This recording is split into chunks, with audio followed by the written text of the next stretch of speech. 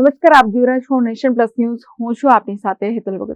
ગીર સોમનાથ જિલ્લા પંચાયત પ્રમુખ મંજુલાબેન મુછાણની અધ્યક્ષસ્થાને સામાન્ય સભાની બેઠક મળવા પામી હતી, જેમાં જિલ્લાનું સર્વાંગી વિકાસ સાથેનું ₹4.12 કરોડનું બજેટ સર્વાનુમતે મંજૂર થયું છે.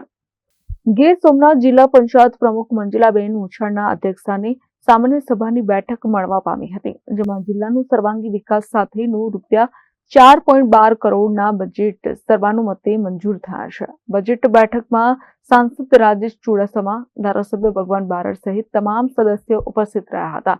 જિલ્લાનું આયોજન પણ સર્વાનુમતે મંજૂર થયું છે. જિલ્લાનું 4.12 કરોડનું બજેટ સર્વાનુમતે મંજૂર કરવામાં આવ્યું છે. આજરોજ ગીર સોમનાથ જિલ્લાની બજેટ બેઠક મળેલી હતી. એમાં તમામ પદાધિકારીઓ એટલે કે અમારા સાંસદ શ્રી રાજેશભાઈ ચુડાસમા તેમજ ભગાભાઈ બારડ તાલાળાના ધારાસભ્ય, અમારા જિલ્લા ભાજપ પ્રમુખ શ્રી સંજયભાઈ પરમાર તેમજ પૂર્વ પ્રમુખ શ્રી મહેન્દ્રભાઈ પીઠિયા અને જિલ્લા પંચાયતના તમામ સદસ્યો હાજર હતા. અને અમોએ આ જિલ્લાના સર્વાંગી વિકાસ માટે 4.12 લાખનું બજેટ રજૂ કરેલું છે અને સર્વાનુમતે મંજૂર કરેલું છે.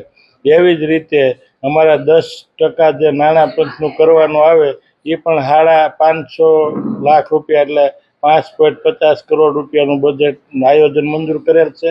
અને લેબર બજેટ પણ સારા સરકાર પાસે પૈસા માગીને એ પણ મંજૂર કરેલું છે. અને અમારા બધા સભ્યોનો ખૂબ ખૂબ આભાર માની અને સભા અમે પૂરી કરી.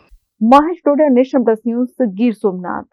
સમાચારોના સતત અપડેટ મેળવવા માટે અમારી નેશન પ્લસ ન્યૂઝની યુટ્યુબ ચેનલને સબસ્ક્રાઇબ કરો, બેલ આઇકન દબાવો અને જોડાયેલા રહો ફેસબુક, ઇન્સ્ટાગ્રામ અને ટ્વિટર પર.